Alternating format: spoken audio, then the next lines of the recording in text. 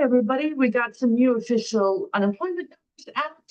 We've got Claude Cowork was just released for Windows, and I'm going to be trying it out. And we've got more doom and gloom about AI replacing all the jobs and what's going to happen to humanity. And that's what I'm here to talk about today, because I've got a little bit of a um, kind of like a what's the word for it? Um, a fact check, I guess, for some of the more extreme statements out there. All right. So first of all, we gained a bunch of jobs recently, and the Labor Department released numbers. Let me pull that up. I think we had a gain of 130,000. Yeah, 130,000 new hires last month. So when you see the reports about the job losses, like from Grain Challenger that I talked about last week, those are the big job loss headlines. When a single company lays off a lot of people, it makes the news. But when a lot of companies hire a bunch of individual people, it does not make the news. Well, the US Labor Department counts them all up, and we had 130,000 new hires last month. And the unemployment rate fell to 4.3%. Now, full employment is defined as between 4 and 6%. So we are at functional full employment. We can never get to zero unemployment because people are always leaving, changing jobs and stuff, right?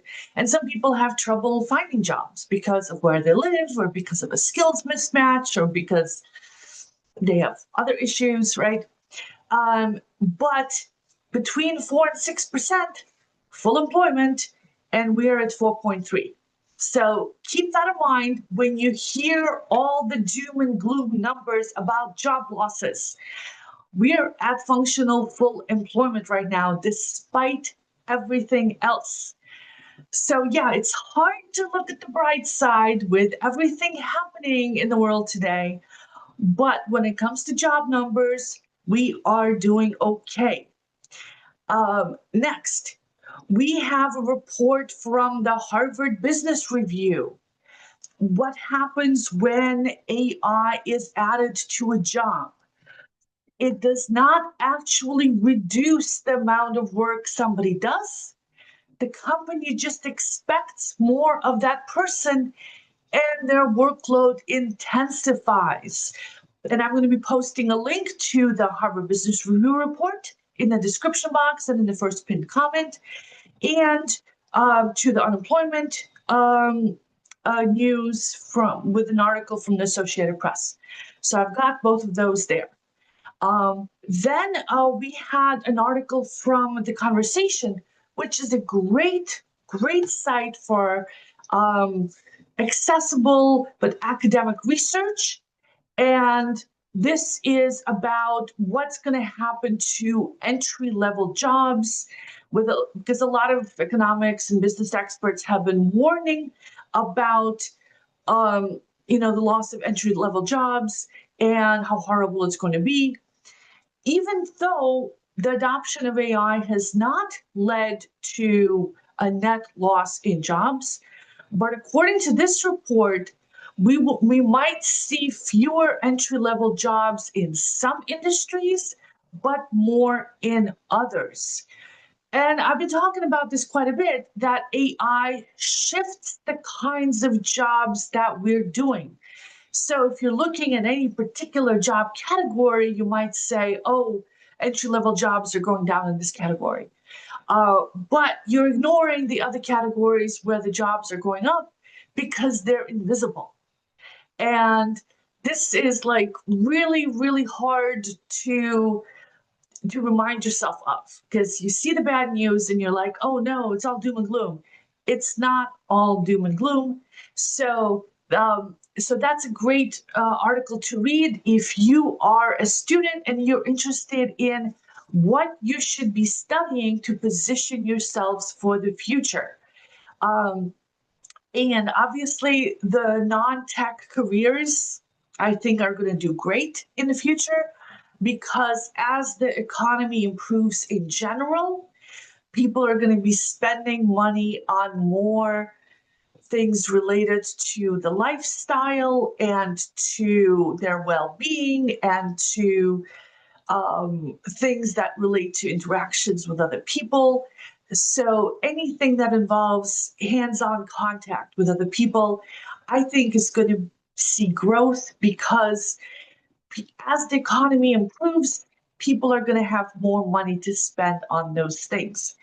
And the other thing that the report recommends is that students should move from AI literacy to AI fluency, not just understanding how it works, but also being able to use it in an innovative way for specific applications. And if your university doesn't offer those courses, you can learn this stuff online because everything's available online these days, often for free. And this applies to people who are mid-career professionals as well. This is a great time to get educated about what's happening with AI.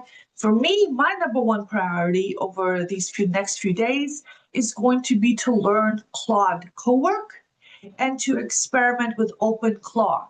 These are user-friendly agentic frameworks where you can build automations where the AI does stuff for you. You have to be super careful about security. You have to be super careful about your privacy. You have to be super careful about what kind of power you give to your assistant. So try it out with the smallest, least risky use cases you possibly can. For example, online research. Things where if it makes a mistake, who cares, right? And you can always like double check its work. So absolutely start out with things where you can easily double check the AI's work. So that's what I'm going to be focusing on the next couple of weeks. If you want to follow along with me, subscribe to this channel, and I'll keep you posted on what I'm learning, and I'll probably be writing about it as well. All right, so Goldman Sachs is now predicting a growth rate of 2.5% in 2026. And most of the expansion is expected to come from productivity growth, which has rebounded and should receive a boost from artificial intelligence. So this is growth in the economy. And when the economy grows, jobs are created. And if there are no more jobs to be created because everyone is employed, the net effect is going to be slightly higher wage increases. Now, our wage increases might not be as high as we want them to be because of political and structural issues, which should be addressed politically. We're talking stuff like minimum wage, tax structures, that kind of stuff. But in general, when you have economic growth, you have growth in jobs and you have growth in wages. And there have been recent reports as well that the jobs most affected by AI are not only seeing the growth in the number of jobs that's faster than the economy as a whole, but are also seeing wage increases higher than jobs on average. So that is already starting to happen. We're already starting to see it. So it is worth your while to invest in learning this technology. And again, like I'm currently recommending Claude Cowork to people tentatively. I'm hearing good things about it, but I've just started installing it, so I'll let you know more as I know more. I'm looking for its effect on like real people and real use cases. All right, and I also want to mention an Anthropic report. I talked about them like last month. And so Anthropic is the people who make Claude and Claude Cowork. This is the most useful AI out there right now, the best AI for development, the best AI for executing tasks. And they have done a lot of research about the productivity improvements that you see with AI. And it's definitely to their benefit to hype this up as much as humanly possible. For example, the CEO of Anthropic recently announced that we're going to double our lifespans in 5 years. I mean, yeah, that's great. Yeah. I don't think he understands how long drug trials actually take, because you have to test them for safety on humans, so then you have to test them for efficacy on humans, and it takes like a really long time to get a drug trial going. So even if the AI speeds up the invention process and the discovery process, there's still a lot of things that have to happen before medicine actually gets to be used in the real world. So I wouldn't bet on my lifespan doubling in 5 years, but 10, 15, 20 years, definitely a possibility. The last industrial revolution did double our lifespans, and it's totally conceivable that this new industrial revolution will do so as well. Anthropic, so last month they released their numbers about the economic impacts of AI.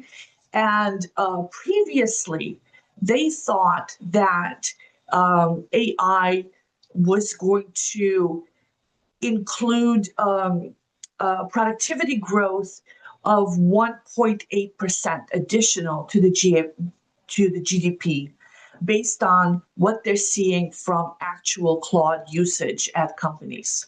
So they had been expecting 1.8% productivity growth. They revised those numbers down. The new numbers are 1 to 1.2% productivity growth as a result of AI, based on what they're seeing of how people are actually using Claude and actually using the Claude API. So this is like actual enterprise uses of AI for jobs. A 1 or a 1.2% increase in productivity per year, our society can totally handle this. We're not going to see 10, 20, 50% unemployment next year because of AI. None of the data support that. So bottom line of all this stuff that's coming out, ignore the doom and gloomers, ignore the people who are saying the world is going to change next year. The world changes very slowly. And when you look at the fine print details, like this Anthropic report that I'm citing, it is like how many pages long? It's like 1,000,000 pages long. And it's only at the very, very end of it that they mentioned that they revised their productivity growth numbers from 1.8 down to 1 to 1.2%. So yeah, keep an eye out for stuff like that. And what this means is that there's plenty of opportunities for us to retain our current jobs, to evolve in our current jobs, and to find new jobs and new opportunities because the economy is growing. And for myself, that means checking out Claude Cowork and OpenClaw, but probably in a cloud-hosted environment. I don't trust it on my own computer, so I'm not going to be installing OpenClaw on my own machines.